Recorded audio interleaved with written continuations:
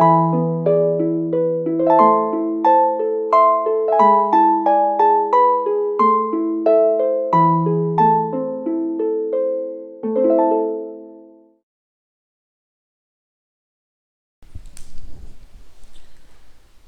Income tax में नया topic है, नया चैप्टर है और बहुत ही इंटरेस्टिंग टॉपिक है। That is your clubbing of income.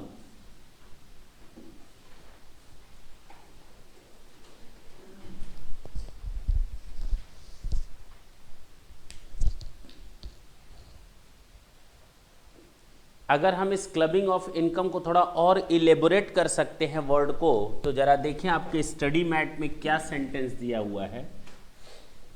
The income of other person, आगे इंक्लूडेड इन एसएससीज इनकम।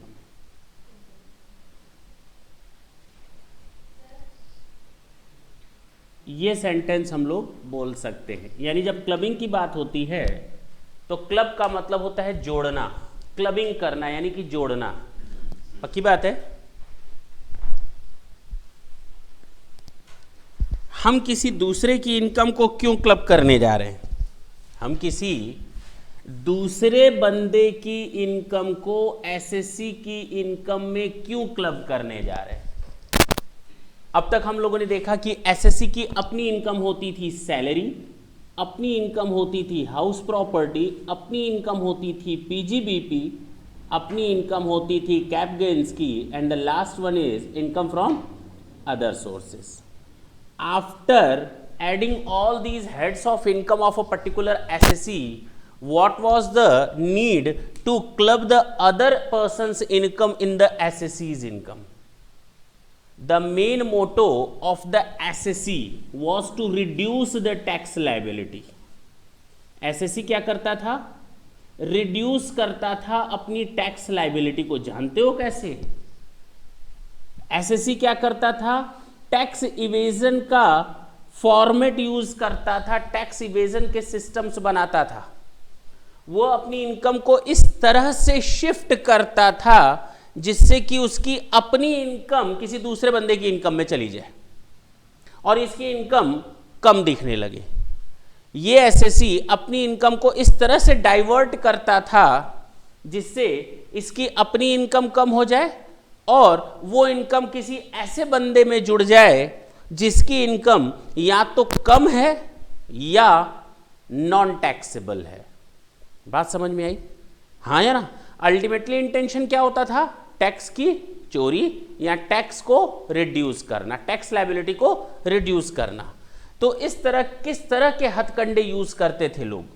अब पहले हम लोग वो चीजें देखेंगे, साथ साथ देखेंगे गवर्नमेंट ने आखिर वो कौन से प्रोविजंस बनाए जिससे वो जो सबसे बड़ी प्रॉब्लम थी कि दूसरे बंदे के हाथ में इनकम टैक्सेबल हो जाती थी, अब क्या करोगे?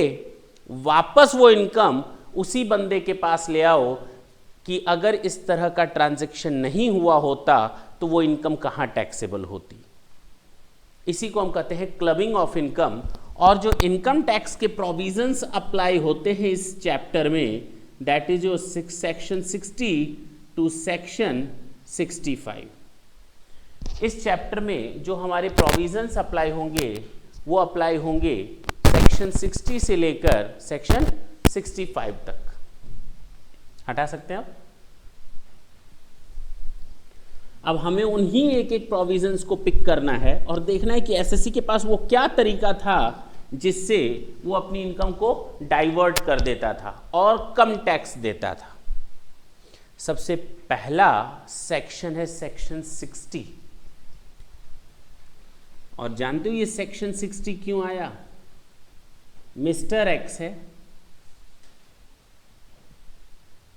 उसने अपने रिलेटिव या स्पाउस जैसा केस हो, भाई को, किसी भी घर के रिलेटिव को, उसने जिसकी इनकम 1 लाख रुपए है, लोअर इनकम ग्रुप है ना, इसकी इनकम कितनी है? 1 लाख। और इसकी इनकम है 3 लाख ऑलरेडी है बिजनेस से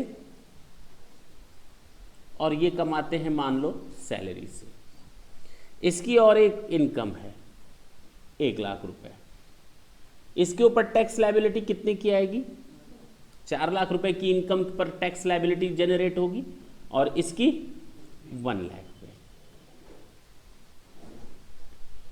गवर्नमेंट ने कहा है 2 लाख रुपए तक की इनकम पर हम आपसे कोई इनकम टैक्स नहीं चार्ज करेंगे, यानी इसके में अभी भी स्कोप है कितना और ऐड करने का? 1 लाख। इसने चालाकी की, इसने एक डीड बना ली अपने भाई के साथ मिलकर के या वाइफ के साथ मिलकर के, एक डीड बना ली। डीड क्या बनाई कि now the income arises from the house property is very much belonging to relative और स्पाउस, कुछ भी। उसने अपनी इनकम को कहा डीड बनाकर कि अब ये इनकम मेरी नहीं है, आज से ये सारी इनकम किसकी हो जाएगी? रिलेटिव की हो जाएगी। क्या उसके इस तरह लिख देने से ऐसी सिचुएशन नहीं अराइज हो जाएगी? क्योंकि आगे से ये 1 लाख अपनी इनकम कम और ये 1 लाख अपनी इनकम ज्यादा दिखाएंगे, हाँ या ना? बताओ अब इसके ऊपर कितने रुपए की इनकम पर इनकम टैक्स लगेगा? और इस पर अभी भी 0। तो सरकार को पहले 4 लाख रुपए की इनकम पर इनकम टैक्स मिलता था, लेकिन केवल एक ऐसी डीड बना ली इन दोनों ने आपस में म्यूचुअल अंडरस्टैंडिंग क्रिएट करके, जिससे कि इसकी इनकम डाइवर्ट हो गई इसके रिलेटिव्स के पास, लोअर इनकम के ग्रुप के पास, जान पहचान वाले के पास, हाँ या ना? क्या ऐसे कर देने से आपका काम हो गया? क्या करना चाहते हो? अब आप क्या करोगे?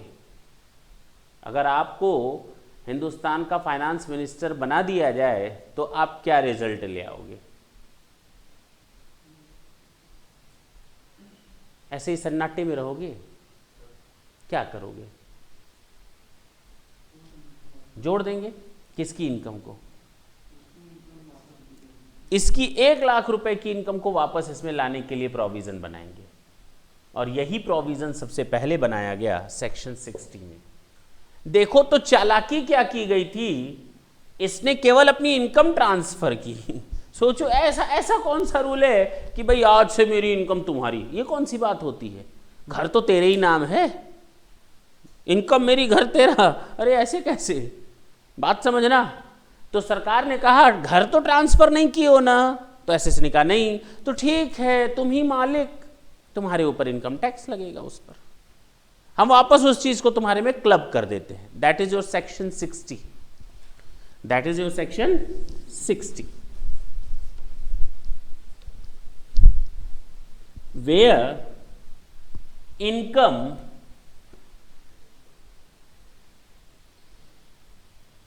transferred without transferring of the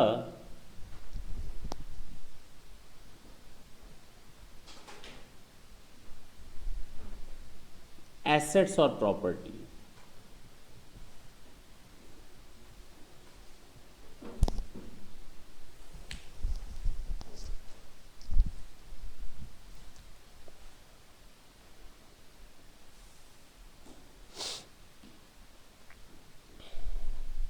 कोई दिक्कत?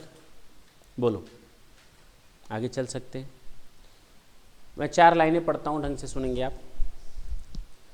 वेयर, ढंग से सुनेंगे, where there is a income, there is a transfer of an income by a person to another person. इसने अपनी इनकम को दूसरे बंदे को ट्रांसफर किया। Without the transfer of the asset from which the income arises, जिस asset से income arise हो रही है उसकी इनकम आपने ट्रांसफर की, एसेट नहीं ट्रांसफर की। अच्छा, शैल बी इंक्लूडेड, वो इनकम कहां इंक्लूड होगी वापस? ट्रांसफरर के हाथ में। किसके हाथ में? ट्रांसफरर के हाथ में। Shall be included in the total income of the transferor whether such transfer is revocable और नॉट। सर आपने तो हमें ये बताया ही नहीं कि ये रिवोकेबल ट्रांसफर क्या है और इर्रिवोकेबल ट्रांसफर क्या है। चले देख लेते हैं थोड़ी देर बाद, कोई फर्क तो नहीं पड़ता। मैंने क्या कहा, चाहे वो रिवोकेबल ट्रांसफर हो या ना हो कोई फर्क नहीं पड़ता, इसीलिए मैंने इस चीज को नहीं बताया। ठीक है, आगे देखें। And whether this transfer is effected before और after the commencement of the income tax act और नॉट, चाहे ये ऐसा ट्रांसफर इनकम टैक्स एक्ट 1961 के पहले किया गया या बाद में किया गया, कोई फर्क नहीं पड़ता। ठीक है, इसमें कोई डाउट हो तो बोलो।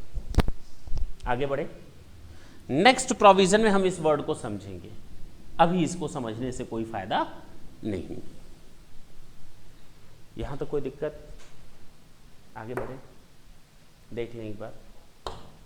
सेक्शन 61, लोगों ने सरकार को कहा, सरकार तू डाल डाल मैं पात पात, तू शेर तो मैं सवा शेर ले। अब हम क्या करेंगे, मिस्टर एक्स ने सरकार से कहा कि ये मिस्टर आर है,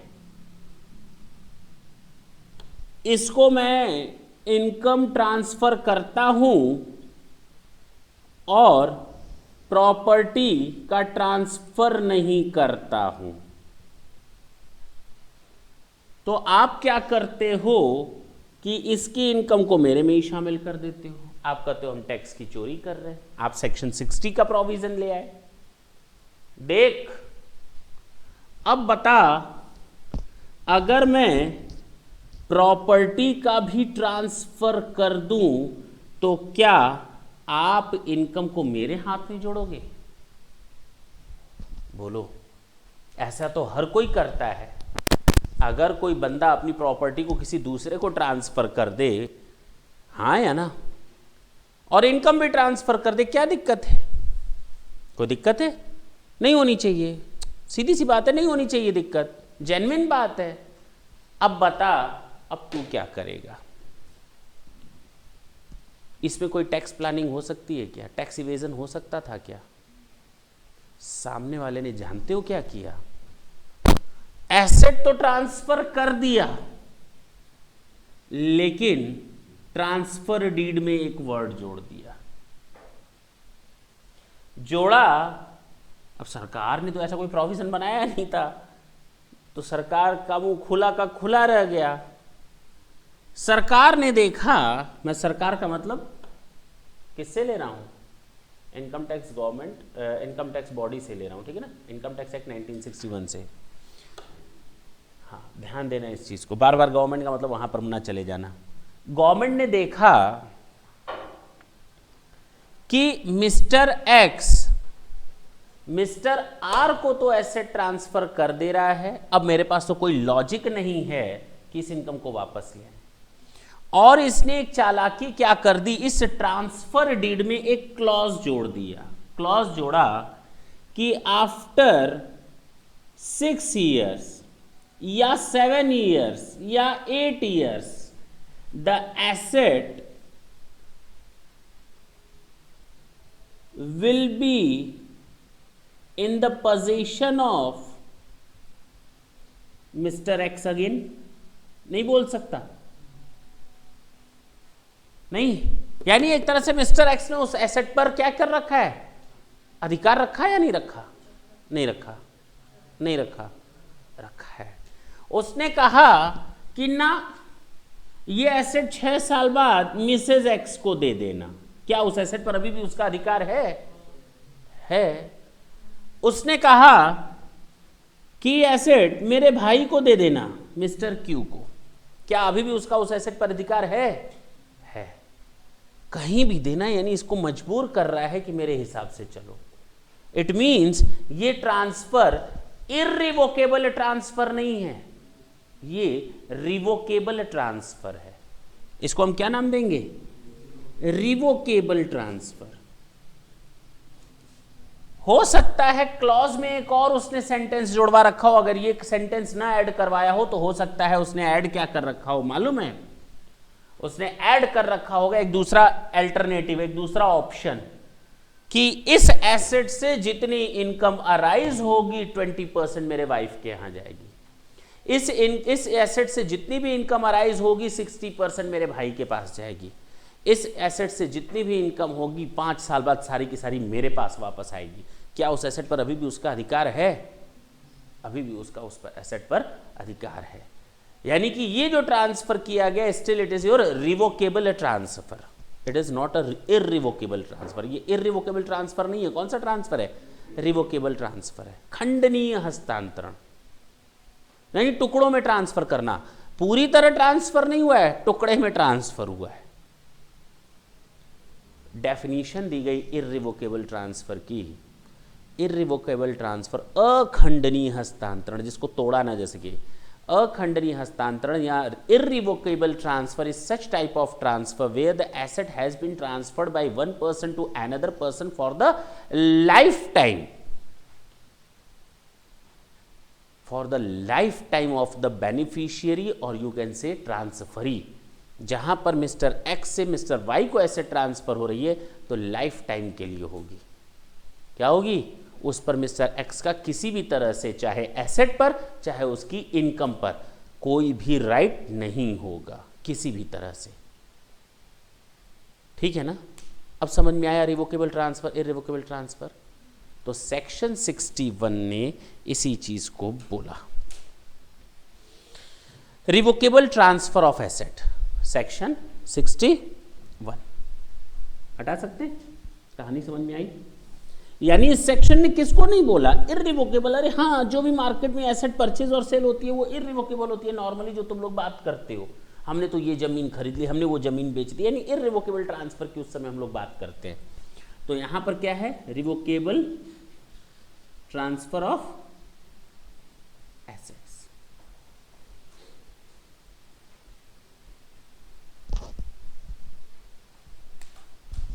क्लियर है? मैं पढ़ता हूं, ढंग से सुनेंगे। Where there is a revocable transfer of an asset by a person to another, any income arising from such asset shall be included in the total income of the transferor, ठीक है, and not the transferee. When a transfer is revocable transfer, इसके लिए definition दी गई है। मैंने अभी तुम लोग को डेफिनेशन बताई इररिवोकेबल ट्रांसफर की। इसने डेफिनेशन किस चीज की दी हुई है? रिवोकेबल की। ढंग से सुनने। एज पर सेक्शन 63, किसकी बात कर रहे हैं? Section 63, a transfer for the purpose of section 60, 61 and section 62 shall be deemed to be revocable if, कोई भी ट्रांसफर रिवोकेबल ट्रांसफर माना जाएगा। कोई भी ट्रांसफर क्या माना जाएगा? रिवोकेबल ट्रांसफर माना जाएगा। कौन सी दो चीजें? ढंग से देखें। पहला, it contains any provision, it contains any provision, revocable transfer है जिसकी पहली शर्त है, इस अगर ये क्लॉज जुड़ा हुआ है तो हम उसको रिवोकेबल मान लेंगे। If it contains any provision for the retransfer, asset को रीट्रांसफर करने से रिलेटेड डायरेक्टली और इनडायरेक्टली ऑफ द होल और any part of the income और asset to the transferor during the life time of the beneficiary और the transferee as the case में भी। अभी सामने वाला जिंदा है जिसको मैंने एसेट ट्रांसफर किया, और उसके जिंदे रहने पर ही, बेनिफिशियरी या ट्रांसफरी के जिंदे रहते ही मैंने उस एसेट पर अपना अधिकार वापस लेने के लिए कुछ क्लॉज रखा है। चाहे उस एसेट की इनकम पर मैंने वापस रखने के लिए कुछ क्लॉज रखा है, चाहे डायरेक्टली अपने फेवर में चाहे किसी और के फेवर में। क्लियर? दूसरा, it gives the transfer a right to reassume power, किसी भी तरह का ऐसा क्लॉज जो ये बताए कि उस एसेट पर अभी भी ट्रांसफरर का राइट मौजूद है। मैंने मिस्टर वाई को एसेट ट्रांसफर की बोला, देख मिस्टर पी को एसेट मत बेचना, मैं तुझे एसेट बेच रहा हूं लेकिन मिस्टर पी को एसेट मत बेचना। ये कौन सा बेचना होता है? ये कौन सा सेल होता है?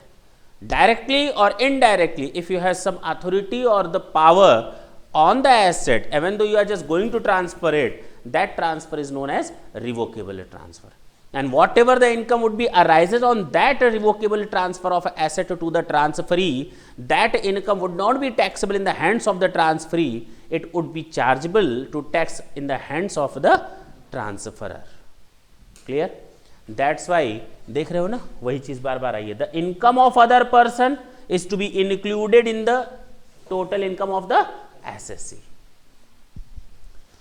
तो हम लोगों ने सेक्शन 60 देखा, transfer of income without transferring of the asset, section 61 देखा, रिवोकेबल ट्रांसफर ऑफ एसेट, और सेक्शन 63 में डेफिनेशन देखी रिवोकेबल ट्रांसफर क्या होता है।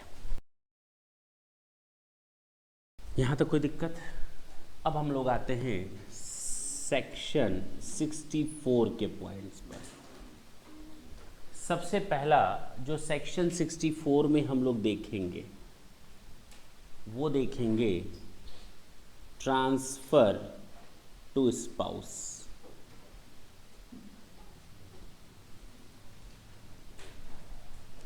मिस्टर एक्स और मिसेज एक्स दो लोगों की बात करते हैं। एक्स के लिए स्पाउस कौन होता है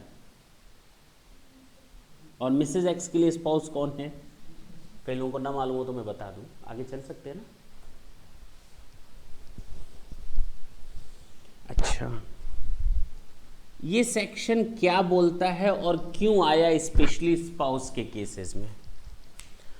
हम बाहरी लोगों के साथ अगर ट्रांजैक्शन करते हैं तो थोड़ा डर डर कर करते हैं, नहीं? पक्की बात है ना। हमने कोई ट्रांजैक्शन किया, मैंने, ये है मेरा पड़ोसी, मैंने 10 लाख रुपए की एसेट इसको ट्रांसफ़र कर दी। मैंने कहा देख, टैक्स चोरी के लिए ये है, इस एसेट पर अधिकार मत जमा लेना। मैं डीड तेरे नाम लिख तो रहा हूँ, लेकिन 5 साल बाद ये एसेट मेरे पास आ जाएगी।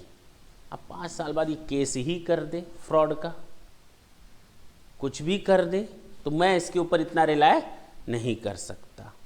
चलो, वो सारे प्रोविजंस तो आ गए मेरे पास, लेकिन अगर कोई बंदा स्पेशली कोई एसेट ट्रांसफर करता है अपने स्पाउस को, या जरूरी नहीं कि एसेट ही ट्रांसफर करे स्पाउस को, कई तरीकों से बेनिफिट दे सकता है कोई भी बंदा अपने स्पाउस को। मिस्टर एक्स अपनी वाइफ को कोई भी बेनिफिट दे सकता है, मिसेज एक्स अपने हस्बैंड को, मिस्टर एक्स को कोई भी बेनिफिट दे सकती है, जहां पर उनका बेनिफिट हो सकता हो। क्लियर है? उसी के लिए ये प्रोविजन आया सेक्शन 64(1). क्या कहता है सेक्शन 64?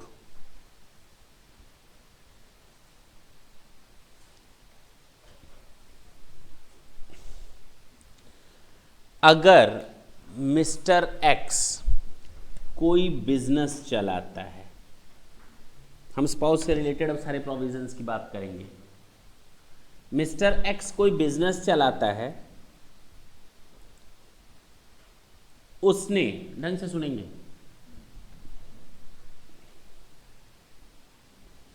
एक MBA रखा हुआ है, उसको सैलरी देता है 10,000 रुपए पर मंथ। ठीक? वहीं उसकी वाइफ है मिसेज एक्स, जो क्या पास है, मैट्रिक, और उसको सैलरी दी जाती है 50,000 पर मंथ। कहीं से जेन्युइन दिख रहा है? नहीं दिख रहा। और ऐसा ट्रीटमेंट मैंने तुम लोगों से एक बार और शेयर किया है जब मैं तुम लोगों को PGBP पढ़ा रहा था, profit and gains from business और प्रोफेशन। हाँ या ना?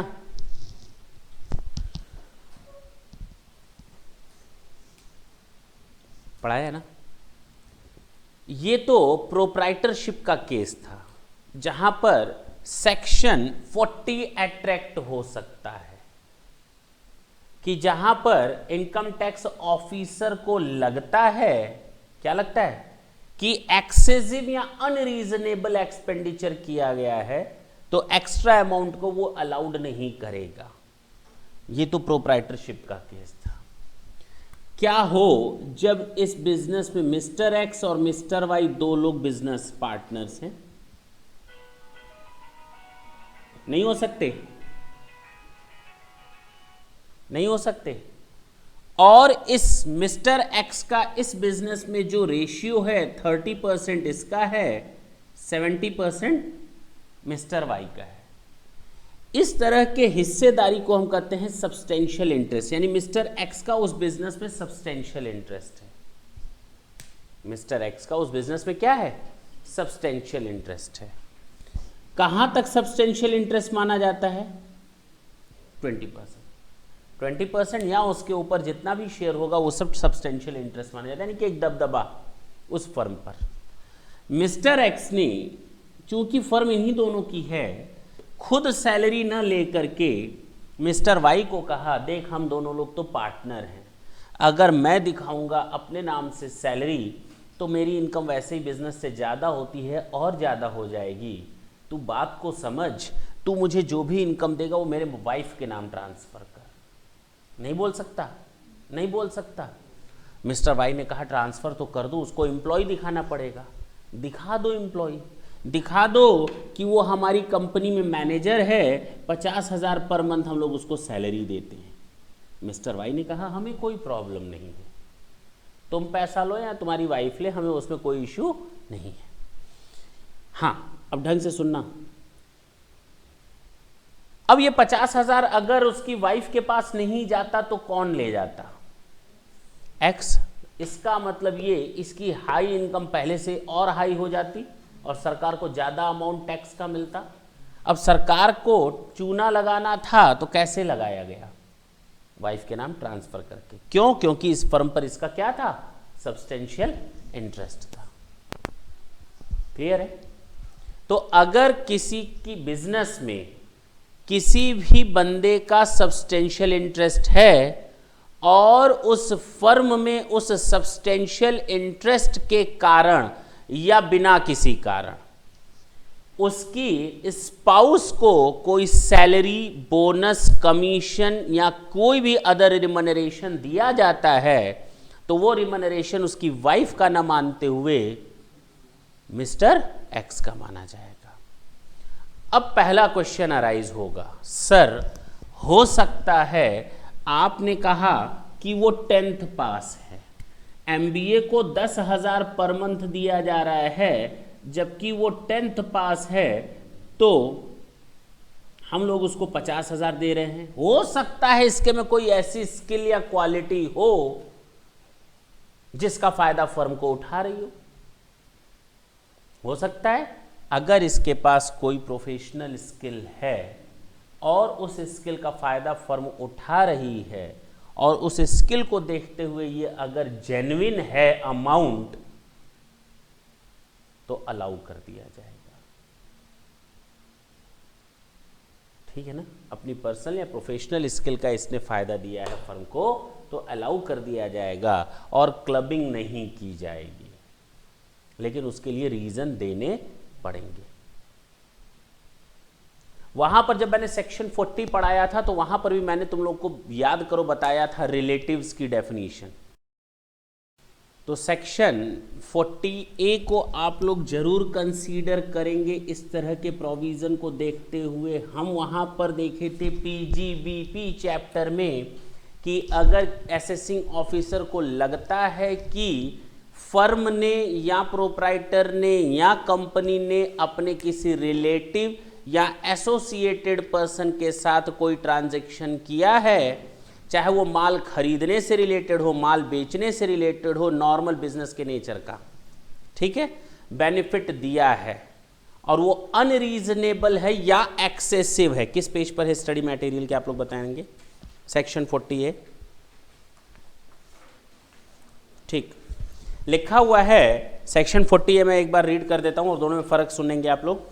Where the assessee incurs any expenditure in respect of which a payment has been or is to be made to a relative or to associate concern, so much of the expenditure as is considered to excessive or unreasonable shall be disallowed by the assessing officer. While doing so, he shall have due regard to the market value of the goods, हाँ या ना, the legitimate needs of the business or profession, the benefit derived by the assessee। यहाँ पर जितनी भी बात की गई है क्या केवल सैलरी से रिलेटेड है? ना, यहां पर अगर बात की गई है सेक्शन 40A में, तो नॉर्मल बिजनेस ट्रांजैक्शंस के लिए बात की गई है। किसके लिए बात की गई है? नॉर्मल बिजनेस ट्रांजैक्शंस के लिए। किसी भी खर्चे को ज़्यादा कर देना या कम करना, अनरीजनेबल या एक्सेसिव अमाउंट, दोनों की बात हुई है। हम लोग यहाँ जो बात कर रहे हैं अब सेक्शन 64 सब सेक्शन 1 में, वो हम बात कर रहे हैं कि सैलरी देना, बोनस देना, कमीशन देना एसएससी के स्पाउस को, इस केस में, हाँ या ना? तो इस अमाउंट को हम लोग डिसअलाउ कर देंगे। क्या कर देंगे? और यहां पर डिसअलाउ करने का मतलब, सॉरी, यहां पर डिसअलाउ करने का मतलब कि हम ये इनकम उठाकर किसके हाथ में टैक्सेबल कर देंगे? मिस्टर एक्स, क्लब कर देंगे। क्या कर देंगे? क्लब कर देंगे। पक्की बात है? अच्छा, अगर इसके पास कोई प्रोफेशनल या टेक्निकल क्वालिफिकेशन है और 50,000 रुपया जेन्युइन है, तो हम इसको क्लब नहीं करेंगे। ये 50,000 मिसेज एक्स का मिसेज एक्स के हाथ में ही टैक्सेबल होगा। क्लियर है? प्रॉब्लम जानते हो और बड़ी हो जाती है उस केस में जब इस फर्म में 3 पार्टनर्स हैं, 4 पार्टनर, 3 पार्टनर, और मिस्टर एक्स और मिसेज एक्स दोनों का उस फर्म में सब्सटेंशियल इंटरेस्ट है। इसका भी फर्म में 25% हिस्सा है, इसका भी फर्म में 35% हिस्सा है। नहीं हो सकता बाकी दूसरे लोगों का। अच्छा, इसको फर्म ने दिया है सैलरी, बोनस, कमीशन 50,000, 10,000 और 30,000 पर मंथ, यानी 90,000 पर मंथ इसको कुछ ना कुछ मिलता है सैलरी, बोनस, कमीशन के नाम से। ऐसे मिल रहा है। अब ये बताओ, क्या इसकी इनकम को इसमें क्लब करेंगे? नहीं। क्या इसकी इनकम को इसके में क्लब करेंगे? नहीं समझ में आया। दोनों का सब्सटेंशियल इंटरेस्ट है फर्म में। अब तक क्या था कि केवल मिस्टर एक्स का सब्सटेंशियल इंटरेस्ट था, तो उस फर्म से मिसेज एक्स को जितना मिलता था वो इसके हाथ में क्लब हो जाता था। प्लेनली बोलो, अब दोनों का सब्सटेंशियल इंटरेस्ट है, तो करें क्या? कहा गया अगर दोनों का सब्सटेंशियल इंटरेस्ट है तो पहले तो इसकी, अब इस कैटेगरी को काट डालो कि सर इसका ज्यादा है ना तो इसका इसमें ले आओ, सर इसका ज्यादा है ना तो इसका इसमें ले जाओ। ऐसा मत सोचना, टैक्स प्लानिंग आराम से हो जाएगी। ठीक है? पक्की बात है ना? तो पता चला जिसका कम हिस्सा है तो 20 से ऊपर, उसको कम पैसा मिलेगा, जिसका ज्यादा है उसको, जिसका ज्यादा है उसको कम, जिसको कम है उसको ज्यादा, उल्टा होने लगेगा। तो कहा गया कि ना, ऐसा नहीं सोचना, दोनों का सब्सटेंशियल इंटरेस्ट है, दैट इज अ प्रूफ। अब क्या करोगे कि इन इनकम्स को हटा दो और मिस्टर एक्स की अदर इनकम्स ले लो, salary, house property, PGBP, capital gain, other source, इसको छोड़ करके मिसेज एक्स की भी सारी इनकम्स जोड़ो, salary, house property, PGBP, capital gain and other sources. इन दोनों की इनकम्स का टोटल करो। सरकार को चूना कौन लगा रहा होगा? जिसकी इनकम ज्यादा होगी उसी ने अपने इनकम को दूसरे में डाला होगा। तो बेटा छोड़ दो अब ऐसा करना। हम इसमें से अब किसको पकड़ेंगे? जिसकी इनकम ज्यादा होगी ना उसके में भी से आकर के सब जोड़ दो। ओह, जो इंटेंशन आपका है चोरी करने का, उसी इंटेंशन से आप चोर हो, चोर की नजर से सोच रहे हो, तो सरकार ने भी किस नजर से सोचा? चोर की नजर से, है कि नहीं?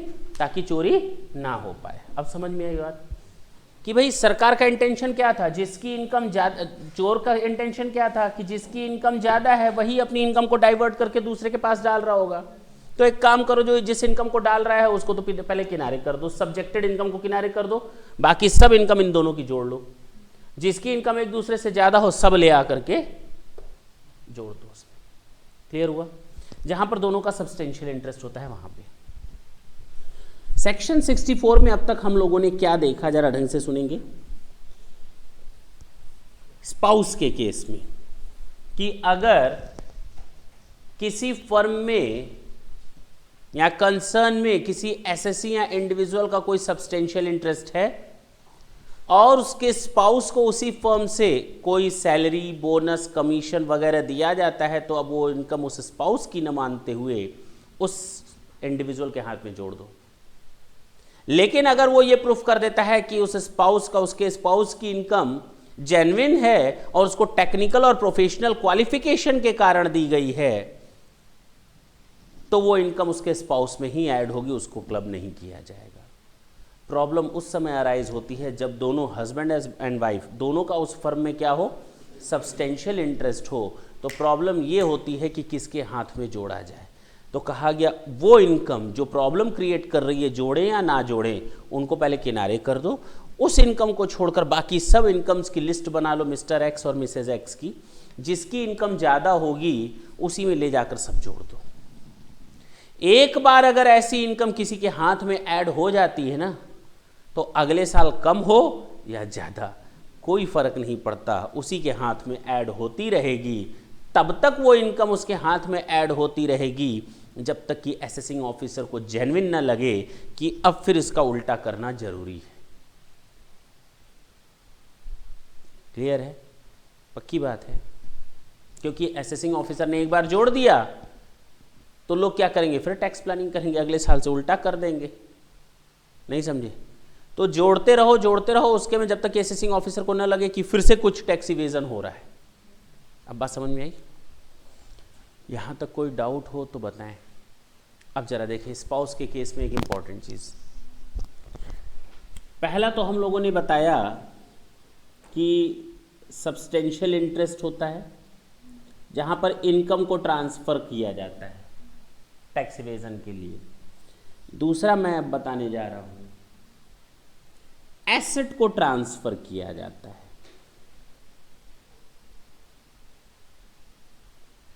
क्या?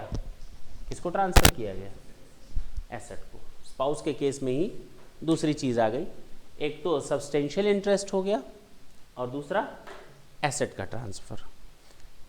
जब कोई बंदा, इंडिविजुअल, अपनी हाउस प्रॉपर्टी को अपने स्पाउस को ट्रांसफर करता है विदाउट कंसीडरेशन या विदाउट एडेक्वेट कंसीडरेशन के, तो तुम लोग को मुझे यहाँ बताना बिल्कुल भी नहीं है, क्योंकि ये प्रोविज़न हम लोगों ने ऑलरेडी सेक्शन 27 में डीम्ड ओनर के केस में देख लिया है, इनकम फ्रॉम हाउस प्रॉपर्टी में।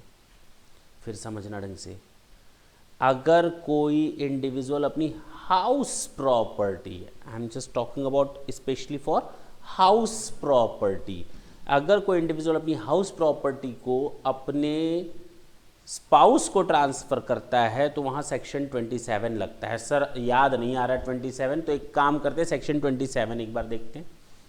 डीम्ड ओनर, सेक्शन 27 में बताया गया था डीम्ड ओनर। ढंग से सुनना, क्या क्या था उसमें, याद आएगा, सुन लें। अभी मैं जल्दी जल्दी बताऊंगा तो सब याद आता जाएगा। भूल चुके हो तो कोई दिक्कत नहीं है, वापस देख लेना एक बार।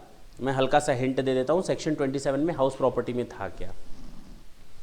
ओनर इंक्लूड्स डीम्ड ओनर, और deemed owner was defined under section 27। अगर कोई इंडिविजुअल अपनी हाउस प्रॉपर्टी अपने स्पाउस को ट्रांसफर करता है विदाउट कंसीडरेशन या विदाउट एडेक्वेट कंसीडरेशन, तो उस हाउस प्रॉपर्टी से अराइज होने वाली इनकम अब उसके स्पाउस की न मान करके किसको माना जाएगा, उस ट्रांसफरर की मानी जाएगी। लेकिन अगर दोनों में इस एग्रीमेंट के तहत एसेट का बंटवारा या ट्रांसफर हुआ है कि अब दोनों लोग अलग रहेंगे, तो वो दोनों के अलग अलग हिस्से में जाएगी। याद आ गया होगा। इसके आगे मैंने बताया था, अगर कोई इंडिविजुअल अपने माइनर चाइल्ड को कोई एसेट ट्रांसफर करता है, हाउस प्रॉपर्टी ट्रांसफर करता है विदाउट कंसीडरेशन या विदाउट एडेक्वेट कंसीडरेशन या विद कंसीडरेशन, हमें इससे कोई फर्क नहीं पड़ता। मैंने बताया था कि अगर कोई इंडिविजुअल अपने माइनर चाइल्ड को कोई एसेट ट्रांसफर करता है तो उस माइनर चाइल्ड को अराइज होने वाली इनकम उस ट्रांसफरर की ही इनकम मानी जाएगी। याद आया होगा। वहां पर मैंने ये भी बताया था कि कुछ इम्पार्टिबल स्टेट होते हैं जिनको हम लोग अलग नहीं किया जा सकता। अविभाज्य संपदा, इम्पार्टिबल स्टेट, अगर उस इम्पार्टिबल स्टेट से कोई इनकम अराइज होती है तो उसका होल्डर जो होता है, होल्डर इंचार्ज, पर्सन इंचार्ज जो होता है, उसके ऊपर टैक्स लगाया जाता है। जैसे नवाब वगैरह के घर, किले वगैरह होते हैं, कई पार्ट में बटे होते हैं, कई लोग आकर रह रहे हैं, 50 लोग रह रहे हैं, लेकिन अब टैक्स किससे लें, क्योंकि मालिक तो कोई है ही नहीं जो उसको होल्ड किया हुआ है। ठीक है ना? नहीं याद आया? मैंने बताया था कि लोग सरकार को चूना लगाते हैं, सेक्शन 27 में ही बताया था कि एक इसको भी घर चाहिए, इसको भी घर चाहिए। मैं वापस वही एग्जांपल लेता हूँ, इसको भी घर चाहिए, इसको भी घर चाहिए, इसको भी घर चाहिए, इसको भी घर चाहिए, लेकिन सबके पास 2 लाख, 3 लाख, 4 लाख, 5 लाख, 2 लाख, 6 लाख, 7 लाख, 1 लाख, क्या घर बन जाएगा सबका? याद आ गई होगी कहानी। मैंने कहा था तब तुम लोग एक एक्यूमुलेट होकर के घर बनाओगे और सारा पैसा हमको दोगे। तुम लोगों ने कहा था नहीं सर आप पर भरोसा नहीं है, उस समय हुआ था, याद आया होगा, है कि नहीं? तो मैंने कहा था भरोसा करना पड़ेगा, हम लोग एक AOP BOI खोल लेते हैं, एक ट्रस्ट खोल लेते हैं, एक हाउसिंग सोसाइटी खोल लेते हैं, हाँ या ना? और उस सोसाइटी में हम लोग एक बैंक अकाउंट खोलेंगे जिसमें 2 या 3 मेंबर मिल करके ज्वाइंट अकाउंट खोलेंगे और सारा पैसा उसमें ट्रांसफ़र कर दिया जाएगा। भरोसा कायम हो गया। अब उस सोसाइटी के नाम से ज़मीन आएगी, उस फर्म के नाम से ज़मीन आएगी, उस कंपनी के नाम से ज़मीन खरीदी जाएगी और उस कंपनी के नाम से बिल्डिंग तैयार होगी और उसके बाद मेंबरशिप या शेयर होल्डिंग के अगेंस्ट सबको घर बांट दिया जाएगा। याद आया होगा? चलो ठीक है, याद आया तो अच्छी बात है, नहीं याद आया तो फिर हम यहाँ सेक्शन 27 पढ़ाने के लिए नहीं है आज। ये क्लियर है? तो सेक्शन 27 में वो सारी चीज़ें थी। तो जब भी हाउस प्रॉपर्टी को ट्रांसफ़र करने की बात आती है ना, इस तरह की टैक्स प्लानिंग होती है, तो वहाँ पर हम लोग सेक्शन 64 की तरफ तो मुंह उठा करके भी नहीं देखते।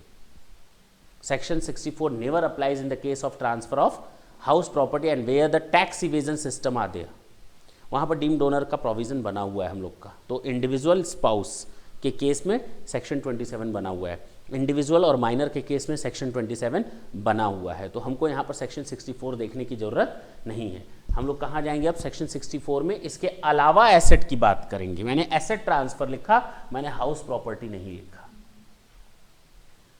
क्लियर है? यानी हाउस प्रॉपर्टी की जब आएगी एसेट की बात तो कहाँ चले जाएंगे? सेक्शन 27 में। अदर देन हाउस प्रॉपर्टी की बात होगी तो हम इस सेक्शन पर रिलाय करेंगे, इस सेक्शन के हिसाब से काम करेंगे। ठीक है ना?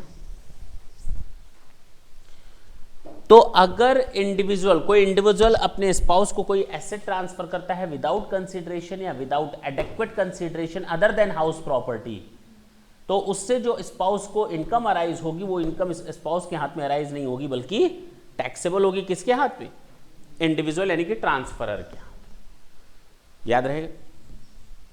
तो एग्जाम में अगर आ जाए क्वेश्चन हाउस प्रॉपर्टी से रिलेटेड तो बेटा इधर मत चले आना, बच्चे गलती से ये सेक्शन कोट करके आ जाएंगे 64। कौन सा सेक्शन कोट करना पड़ेगा उस समय? बात समझ में आई?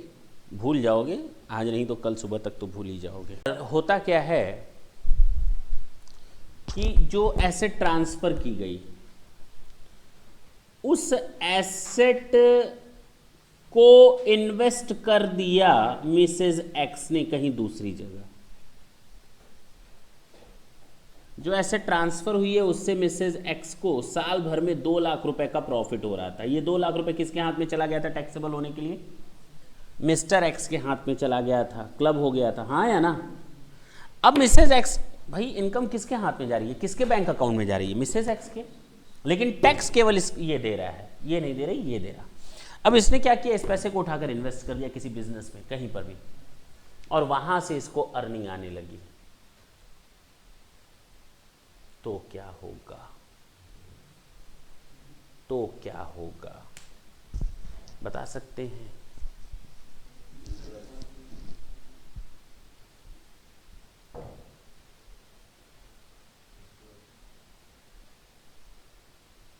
दो चीजें आएंगी।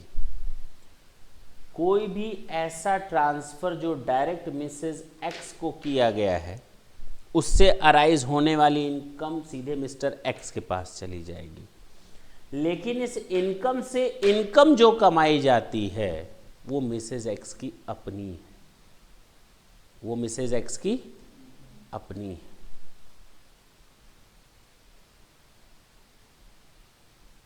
क्लियर है?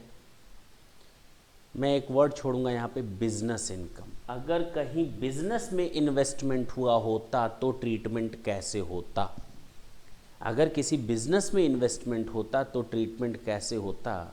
जब हम लोग का ये पूरा चैप्टर कंप्लीट हो जाएगा तो मैं पहला क्वेश्चन ही ये सॉल्व करवाऊंगा नेक्स्ट क्लास में कि कैसे बिजनेस इनकम को हम लोग बांटते हैं, क्लब करते हैं, मिस्टर एक्स के हाथ में और मिसेज एक्स के हाथ में। अगर मिस्टर एक्स ने मिसेज एक्स को अमाउंट दिया कि बिजनेस में इन्वेस्ट करो, मिसेज एक्स ने वो अमाउंट और अपना कुछ अमाउंट जोड़ करके बिजनेस में इन्वेस्ट कर दिया। अब उससे जो इनकम अराइज हो रही है वो एक्स और मिसेज एक्स में कैसे बंटेगी, वो डिटेलिंग हम लोग को देखनी बाकी है। मैं जो बोल रहा हूँ ढंग से सुनना। Where the asset transferred directly or indirectly by an individual to his spouse are invested by the transferee in the business, proportionate income arising from such investment is to be included in the total income of the transferer। हाँ या ना, बोलो, clear है? कैसे होगा proportionate, उसके लिए हम लोग न्यूमेरिकल सॉल्व करेंगे और बहुत ही अच्छा ट्रीटमेंट है। Transfer of asset for the benefit of the spouse. अब हमने तो सारी चालाकियां दिखा ली एसेट को ट्रांसफर करने के लिए स्पाउस को, लेकिन मेरी कोई चालाकी अब काम नहीं आ रही। क्यों नहीं काम आ रही? क्योंकि सरकार उस पर टैक्स लगा दे रही है, हमारे में वापस जोड़ दे रही है। मैंने अब तक जो स्पाउस के केस में हम लोगों ने देखा कि अगर कोई स्पाउस को एसेट ट्रांसफर करता है तो हाउस प्रॉपर्टी के लिए सेक्शन 27 में चले जाना, अदर देन हाउस प्रॉपर्टी इधर आ जाना। ठीक, उस एसेट पर जो भी ट्रांसफरी को इनकम अराइज होगी वो क्लब हो जाएगी ट्रांसफरर के हाथ। कभी कभी होता क्या है, कोई बंदा अपने स्पाउस को कोई बेनिफिट देता है उस फर्म से जिस फर्म में उसका सब्सटेंशियल इंटरेस्ट हो, तो अब उससे स्पाउस को जो भी सैलरी, बोनस, कमीशन ये वो अराइज होगा वो उसकी नहीं मानी जाएगी, बल्कि वो मिस्टर एक्स की ही इनकम में ऐड होगी। लेकिन अगर वो प्रूफ कर देता है कि जो उसकी स्पाउस है वो प्रोफेशनल या टेक्निकल क्वालिफिकेशन पजेस करती है, रखती है, और उसी के हम लोग अगेंस्ट में उसको पेमेंट देते हैं, अगर वो जेन्युइन है तो अलाउ कर दिया जाएगा, उसकी इनकम में अलग जोड़ा जाएगा। सब्सटेंशियल इंटरेस्ट अगर दोनों का फर्म में है तो इस तरह की इनकम को बिल्कुल किनारे कर लो। सब्जेक्टेड इनकम जो प्रॉब्लम वाली इनकम है, दोनों की इनकम सारी ऐड कर लो, जिसकी इनकम एक दूसरे से अधिक होगी उसमें वो सारा इनकम उठा करके जोड़ दो, क्लब कर दो। एक बार ऐसी क्लबिंग हो गई तो इसी में होती रहेगी होती रहेगी होती रहेगी, तब तक जब तक कि असेसिंग ऑफिसर को ये न सूटेबल लगे कि अब चेंज करना जेन्युइन हो गया है। क्लियर? अब तक मैंने केवल इतना ही बताया, नॉट मोर देन दैट। लेकिन अब डायरेक्ट ट्रांसफर करने पर तो प्रॉब्लम आ गई स्पाउस को। मिस्टर एक्स ने जानते हो क्या किया? बीच में एक ट्रस्ट की दीवार बना दी, बीच में एक एओपी बीओआई खोल लिया या कोई ट्रस्ट खोल लिया, एसेट इसके पास ट्रांसफर किया। सरकार ने तो कहा था मिसेज एक्स को ना जाए, ठीक है नहीं जाएगा मिसेज एक्स को, तो शेर तो हम सवा शेर। हमने तो एओपी बीओआई को दिया है, और एओपी बीओआई को जब हम लोगों ने एसेट ट्रांसफर की तो हमने साफ साफ बोला, देख इससे जो भी इनकम अराइज होगी इसकी 50% मेरी वाइफ के पास जाना चाहिए। देख इसका जो भी बेनिफिट होगा, इनकम एसेट होगी, 10 साल बाद मेरी वाइफ को ट्रांसफ़र हो जाए। यानी मैंने अभी भी इनकम पर और एसेट पर किसी न किसी तरह से होल्ड रखा हुआ है और मैं उसका पूरा फ़ायदा अपने स्पाउस को दे रहा हूँ, चाहे इमीडिएट बेनिफिट के तहत या डेफर्ड बेनिफिट के तहत। इमीडिएट का मतलब जब ट्रांसफर किया उसी समय मैंने बोला देख जो भी इनकम अराइज होगी 20% मेरी वाइफ को जाएगा, 50% मेरी वाइफ को जाएगा, हाँ या ना। या डेफर्ड बेनिफिट 10 साल बाद 20% इनकम मेरी वाइफ को जाएगी, डेफर्ड यानी कई सालों बाद। तो इमीडिएट बेनिफिट या डेफर्ड बेनिफिट। तो अगर इनकम को इस तरह से यहां से यहां और यहां से यहां ट्रांसफर किया गया, पहले एसेट को यहां ट्रांसफर कर दो फिर इसकी इनकम को यहां बेनिफिट दो, नहीं चलने वाला काम। ये इनकम वापस कहां ऐड हो जाएगी? All income arising directly or indirectly to any person or AOP from the asset transfer directly or indirectly without adequate consideration is includable in the income of the transferer. To the extent such income is used by the transferee for the immediate or deferred benefit of the transferer's spouse. तो जितनी income यहां पर जाकर के add होगी, जा रही थी, वही इनकम यहां पर जाकर क्लब हो जाएगी। ठीक,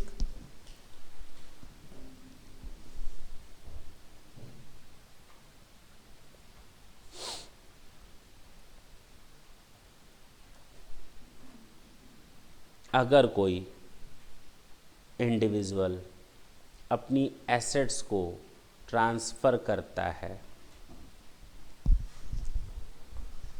सन्स वाइफ के नाम से, चाहे वो मदर इन लॉ हो चाहे वो फादर इन लॉ हो, मदर इन लॉ चाहे फादर इन लॉ, दोनों में से कोई भी अगर कोई एसेट ट्रांसफ़र करते हैं अपने सन्स वाइफ को, तो सेम सिचुएशन अराइज होगी।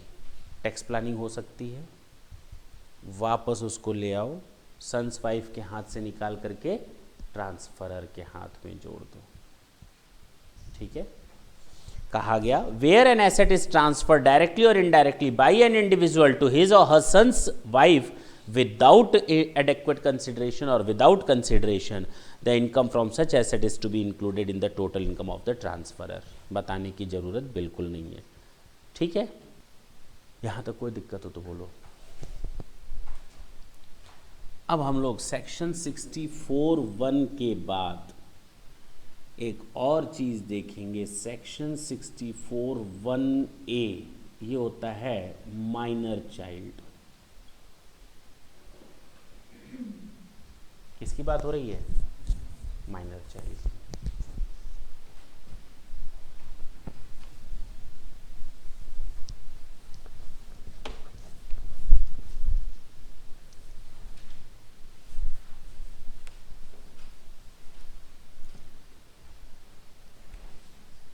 सेक्शन 64(1)(a)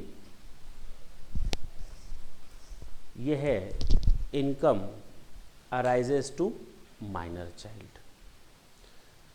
अगर कोई इनकम माइनर चाइल्ड को अराइज हो, क्या माइनर इस लायक होता है कि वो कुछ कमा सके? नॉर्मल केस में यही माना जाता है कि वो नालायक होता है, वो किसी लायक नहीं होता। कई घरों में देखो तो घर वालों ने, मम्मी या पापा ने अपने माइनर चाइल्ड के नाम से 1-1 करोड़ का, 10-10 लाख का, 50-50 लाख का एफडी रख रखा है। अब इंटरेस्ट अगर बच्चे के नाम से है तो इंटरेस्ट भी उसी बच्चे के नाम से आएगा।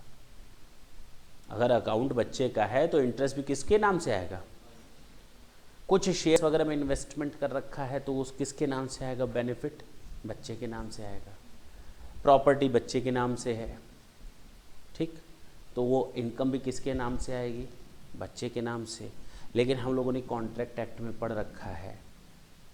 रखा है क्या कि एक माइनर किसी के साथ एग्रीमेंट नहीं कर सकता, उसके साथ किए गए सारे के सारे एग्रीमेंट वॉइड होते हैं ना। तो जब कॉन्ट्रैक्ट एक्ट परमिशन नहीं देता, लेकिन लोग क्या होते हैं, गिफ्ट तो किसी को भी दिया जा सकता है, नहीं दिया जा सकता तो नॉर्मली अपनी एसेट लोग अपने बच्चे के नाम कर देते हैं। ले गिफ्ट, ले शेयर अपने खरीदा और गिफ्ट दे दिया बच्चे को। गिफ्ट देने में तो मना ही नहीं है, कोई एग्रीमेंट तो हुआ नहीं। अब वो सारी चीज़ें किसके नाम से चली जा रही हैं? बच्चे के नाम से। अब वो बच्चा कमा रहा है, सरकार उससे टैक्स ले लेगी। सरकार ने कॉन्ट्रैक्ट एक्ट में कहा है हम उसको कभी भी लॉस नहीं दे सकते। आप अपने ही वादा खिलाफी करोगे तो कहा गया ना, whatever the income would arises in the hands of the minor would automatically transfer or clubbed in the hands of his parents or her parents। वो ऑटोमेटिकली उनके माँ बाप के अकाउंट में जाकर जुड़ जाएगा, माँ बाप के हाथ में जाकर के टैक्सेबल हो जाएगा। किसके हाथ में?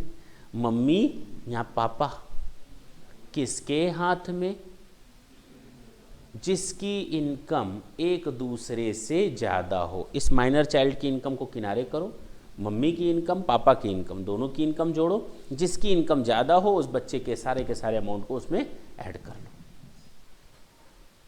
ठीक। लेकिन अगर दोनों का तलाक हो चुका है तो जिसने पिछले साल उस बच्चे की परवरिश की उसके हाथ में जोड़ दो, ठीक। हाँ या ना? पक्की बात है। एक बार ये इनकम अगर मम्मी या पापा के हाथ में जुड़ती गई तो उसी के हाथ में जुड़ती जाएगी तब तक जब तक कि असेसिंग ऑफिसर को ये उचित न लगे कि जेन्युइन है, क्या करना? चेंज करना। अब क्लियर हुआ। लेकिन अगर माइनर चाइल्ड कमाता है अपने किसी प्रोफेशनल स्किल की वजह से, सर्कस में करतब दिखाते हैं बच्चे, नहीं दिखाते, किसी टेक्निकल स्किल की वजह से, देखते होगे गाना गाते हैं, नच बलिए और नच बलिए करें, डांस इंडिया डांस और लिटिल चैम्प्स डांस करते हैं, उससे कुछ कमाते हैं, तो ये उस बच्चे की अपनी इनकम है। अगर कोई बच्चा मैनुअल वर्क करता है, मैनुअल वर्क का समझते हो ना, मतलब फिजिकल वर्क करता है, मिट्टी विट्टी ढोना या इस तरह का कोई मैनुअल वर्क करे, अगर कोई माइनर चाइल्ड क्या करे, प्रोफेशनल स्किल या उसके पास कोई टेक्निकल स्किल है उसका यूज़ करके कुछ कमाता है, तो क्या होगा, ये उसकी अपनी इनकम में जोड़ा जाएगा। ये क्लब नहीं होगा मम्मी या पापा में। सर इसका इनकम टैक्स रिटर्न कैसे जाएगा, वो बाद का मैटर है, बताते हैं, उसके लिए भी प्रोविज़न है। तो वो किस में जाएगा, वो क्लब नहीं होगा, यानी क्लब केवल वही चीज़ें होंगी जो गिफ्ट में मिली हैं, बस ये समझ लो, नॉर्मली यही समझ लो। या जिसके लिए उसको कोई मेहनत नहीं करी, एक बच्चा है जिसने 5 लाख रुपए कमाया गाना गा करके, ये उसकी अपनी इनकम है। अब वो 5 लाख रुपए को एफडी में लगा देता है, किस में लगा देता है, फिक्स डिपॉजिट कर देता है। अब उससे जो इंटरेस्ट जनरेट होगा, क्या ये उसकी अपनी इनकम है, ना, ये उसके मम्मी या पापा, जिस पर उसने कोई मेहनत नहीं की, वो उसकी अपनी इनकम नहीं है। कोई भी इनकम जो वो मैनुअल वर्क, प्रोफेशनल वर्क, अपनी स्किल को यूज करके कमाता है, तो वो मम्मी पापा में नहीं जाएगा। ठीक, केवल हम उसी इनकम की बात कर रहे हैं, इसके बियॉन्ड जितनी भी दूसरी इनकम अपने आप जनरेट होती है वो सब जुड़ जाएंगी। अब क्लियर है। बच्चा अगर फिजिकली हैंडीकैप्ड है, डिसेबल्ड है, और गिफ्ट का भी केस हो ना, तो भी नहीं जुड़ेगा मम्मी या पापा में। अगर बच्चा फिजिकली डिसेबल्ड है या हैंडीकैप्ड है, तो अगर उसको गिफ्ट मिले थे, तो हम लोग जो मम्मी पापा में जोड़ दे रहे थे, जो ऑटोमेटिक इनकम जनरेट हो रही थी, तो मम्मी पापा में जोड़ रहे थे, तो अब मत जोड़ो, अब ये उसकी अपनी इनकम में मानो। क्लियर। उसका कैसे टैक्स रिटर्न भरेगा वो बाद का मैटर है। अब क्लियर हुआ। यानी माइनर चाइल्ड को जो कुछ भी इनकम जनरेट होगी सीधे उसकी मम्मी या पापा में जोड़ लो। किसके हाथ में, जिसकी इनकम एक दूसरे से अधिक हो। एक बार अगर जुड़ गया तो उसी के में ऐड होता रहेगा जब तक कि असेसिंग ऑफिसर को चेंज करना जेन्युइन ना लगे। लेकिन अगर बच्चे ने कोई manual work, physical work, professional skill या किसी टेक्निकल वर्क के कारण कुछ कमाया है तो वो ऐड नहीं होगा। अगर बच्चा हैंडीकैप्ड है, उसको कोई भी इनकम अराइज होती हो तो भी वो ऐड नहीं होगा। अब क्लियर हुआ।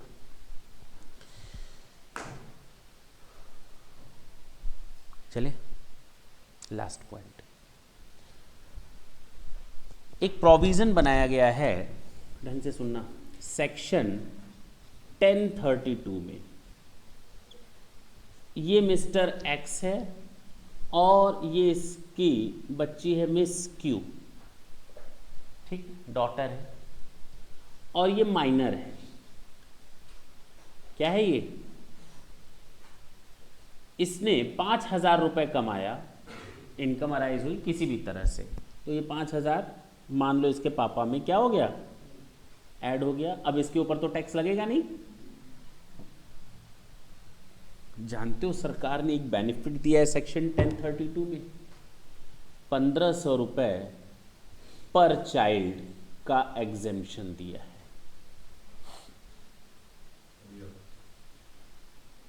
पर ईयर मैं नहीं बोल रहा, मैंने तो बोला ही नहीं, अभी तो मैंने कुछ बोला ही नहीं। इसने 1,700 कमाया 2 दिन में, कोई मतलब नहीं है, पर एनम का तो कोई मतलब ही नहीं होता ना। तो ये 1,700 इसके पापा में जा करके, और लेस कितना होगा, इसने 1,200 कमाया तो कितना ऐड होगा, तो 1,500 माफ कर दोगे, मैक्सिमम 1,200। हर बच्चे का अलग अलग ट्रीटमेंट होता है।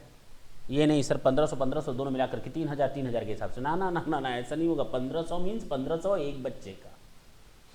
ये मैक्सिमम बेनिफिट है जो एक गार्जियन ले सकता है।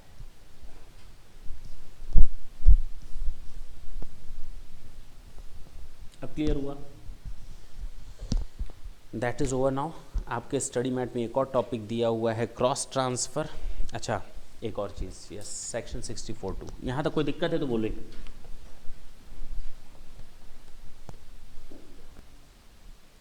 एक बार हम लोगों ने एक बात की थी और हम सब लोग खूब उस समय हंस रहे थे कि मिस्टर ए अपनी प्रॉपर्टी ट्रांसफ़र करता है टैक्स बचाने के लिए मिसेज बी को। हाँ है ना? ये अपवाद नहीं है, ये सही है। लोग ये भी तरीका यूज करते हैं। मिस्टर बी ने अपनी प्रॉपर्टी ट्रांसफर कर दी मिसेज ए को। अब सरकार मुंह खोल करके देखती रह गई कि ये क्या हो रहा है। दोनों की मिली भगत है। ये डायरेक्ट ये अपनी एसेट इसको नहीं ट्रांसफर कर सकता, सरकार ने रोक लगा रखी है। ये डायरेक्ट अपनी एसेट इसको नहीं ट्रांसफर कर सकता, सेक्शन 64 में रोक लगी हुई है। इसको हम लोग कहते हैं क्रॉस ट्रांसफर। क्या कहते हैं? भूल जाओ, अगर ऐसा भी आपने कोई काम किया है तो भी क्लबिंग का प्रोविजन लगेगा। सोचो, अब जो कुछ भी इनकम अराइज होगी मिसेस बी को, वो कहां टैक्सेबल होगी? मिस्टर ए के हाथ में तो जाएगी नहीं, नहीं तो इन दोनों में बवाल हो जाएगा। हाँ या ना? इसको जो भी इनकम होगी वो क्लब हो जाएगी किसके हाथ में? Mr B. इसको जो कुछ भी इनकम अराइज होगी उस प्रॉपर्टी से वो क्लब हो जाएगी किसके हाथ में? अगर ये चार्ट आप लोग बना लेंगे तो बहुत ज़्यादा फायदा करेगा, कभी आपको रटने की ज़रूरत या समझने की ज़रूरत नहीं पड़ेगी। ये मानते हुए कि मिस्टर ए को एसेट ट्रांसफर करनी थी मिसेज ए को, तो अब मिसेज ए के हाथ में जितनी इनकम अराइज होगी वो मिस्टर ए में, एसेट ट्रांसफर करनी थी मिस्टर बी को मिसेज बी को, अब मिसेज बी को जितनी इनकम अराइज होगी वो मिस्टर बी में। ठीक है सर, क्या केवल प्रॉपर्टी से प्रॉपर्टी कट रहा? हम यहां पर प्रॉपर्टी यानी हाउस प्रॉपर्टी की बात नहीं कर रहे। सुन लो, हम किसी भी तरह के क्रॉस ट्रांसफर की बात कर रहे हैं, किसी भी तरह से क्रॉस ट्रांसफर की बात कर रहे हैं, चाहे उसमें प्रॉपर्टी भी क्यों शामिल ना हो जाए। हम केवल प्रॉपर्टी की बात नहीं कर रहे, हर तरह के एसेट्स की। हो सकता है ए ने मिसेज बी को प्रॉपर्टी दी हो और मिस्टर बी ने मिसेज ए को शेयर्स ट्रांसफर की हो। नहीं हो सकता? बिल्कुल हो सकता है। ठीक है ना?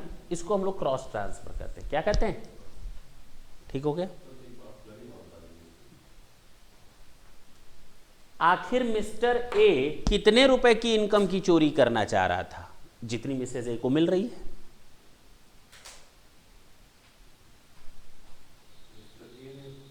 भले मिस्टर ए ने अपनी प्रॉपर्टी मिसेज बी को दी है, लेकिन मिस्टर बी से लिया क्या है? उसने अपने नाम से न लेकर के मिसेज ए के नाम से ले लिया। तो इसका मतलब, इसका इंटेंशन था कि मिसेज ए को जितनी इनकम मिलती है वो चोरी हो जाए, टैक्स से बच जाए, तो इसको जो भी इनकम अराइज होगी ये इसके हस्बैंड में ही जाएगी ना। ऐसा थोड़ी मिसेज ए का क्लब करोगे मिस्टर बी में, वो तो पॉसिबल ही नहीं है। ठीक हो गया ना?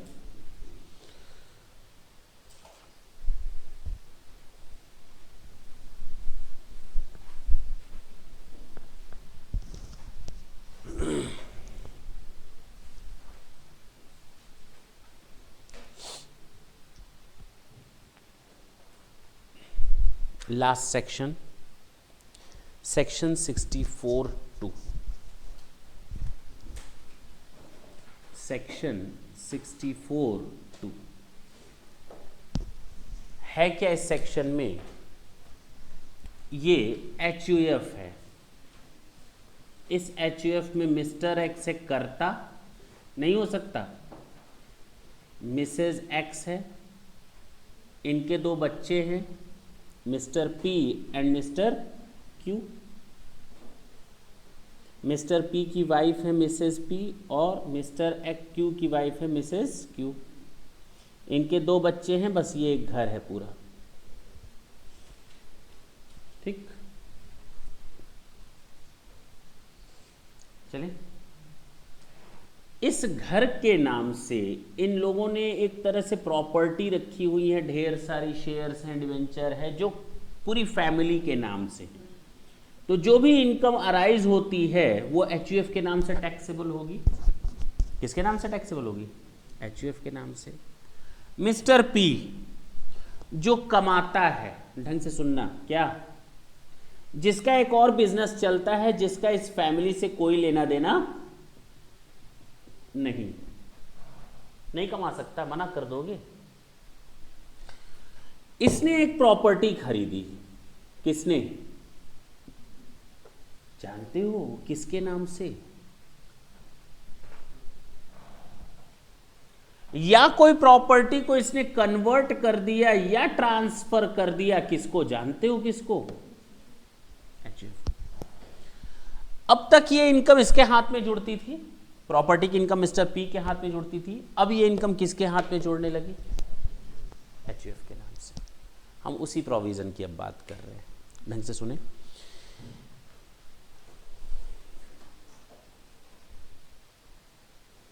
चले, कुछ नया नहीं बोलूँगा, सेम वही, ऐसे ही समझ लें। किताबी लैंग्वेज है, आप लोग देखते रहेंगे बुकिश लैंग्वेज, कि अगर कोई प्रॉपर्टी किसी एचयूएफ के मेंबर ने कन्वर्ट कर दी या ट्रांसफर कर दी एचयूएफ के नाम से बिना कंसीडरेशन के या बिना एडेक्वेट कंसीडरेशन के, तो उस प्रॉपर्टी से होने वाली इनकम एचयूएफ यानी ट्रांसफरी के हाथ में टैक्सेबल ना हो करके मिस्टर पी के हाथ में टैक्सेबल हो जाएगी। सेम वही प्रोविजन है। क्या दिक्कत है? यहां तक कोई दिक्कत नहीं थी, दिक्कत तो अब शुरू होगी जब इस घर का बंटवारा होगा। क्या होगा? प्रॉपर्टी थी 60 लाख की, कितने की? और इस पे ये लोग कमाते थे 6 लाख रुपए हर साल। तो ये 6 लाख एचयूएफ के हाथ में टैक्सेबल ना होकर के मिस्टर पी के हाथ में टैक्सेबल हो जाएगा। प्रॉब्लम उस समय आई जब इस घर को टुकड़ों टुकड़ों में बांट दिया गया। 10 लाख का घर इसके पास, 10 लाख का घर इसके पास, 10 लाख का घर इसके पास, 10 और 10 का इसके पास। हाँ या ना? अब इसको इनकम जो मिलेगी उस घर से 1 लाख, 1 लाख और 1-1 लाख। बोलते क्यों नहीं? तो कहा गया अगर ये सिचुएशन आ जाती है तो इनकम किसके हाथ में टैक्सेबल होगी? कहा गया मिस्टर एक्स की इनकम मिस्टर एक्स के हाथ में, मिसेज एक्स की इनकम मिसेज एक्स के हाथ में, मिस्टर क्यू की इनकम मिस्टर क्यू के हाथ में, मिसेज क्यू की इनकम मिसेज क्यू के हाथ में, और मिसेज पी और मिस्टर पी दोनों की इनकम मिस्टर पी के हाथ में। ऐसा इसलिए क्योंकि क्या इसमें क्या बताने लायक है? अजीब लगा क्या? यहाँ पे कुछ अजीब लगा? इन दोनों की इनकम मिस्टर पी के हाथ में, यानी मिस्टर पी की तो मिस्टर पी के हाथ में, मिसेस पी की भी मिस्टर पी के हाथ में। अगर ये सब कुछ नहीं हुआ होता तो पूरे पर टैक्स अकेला कौन दे रहा होता? पी। अब वो अपना और अपनी वाइफ का क्लबिंग करके देगा, बाकी लोग इंडिविजुअल माने जाएंगे, यानी अपनी अपनी इनकम के लिए अपने अपना टैक्स। क्लियर हुआ? कोई दिक्कत है तो बोले, इसको आप लोग अब नोट कर लें। कुछ है क्या प्रॉब्लम? बोले, कोई डाउट हो तो बताएं, पूछें पूछें। दिक्कत कहाँ आ रही है? इस ये 6 लाख इधर टैक्सेबल हो रहा था, उसमें दिक्कत है जब पार्टीशन नहीं हुआ था घर का। तो अगर मिस्टर पी ने अपना कोई जो घर उसने अपने पैसों से खरीदा था अपने एचयूएफ के नाम कर दिया बिना कंसीडरेशन या बिना एडेक्वेट कंसीडरेशन के, तो इनकम सीधे टैक्सेबल हो गई थी। मिस्टर पी के हाथ में क्या तो कोई दिक्कत थी? उस स्टोरी तक कोई दिक्कत नहीं।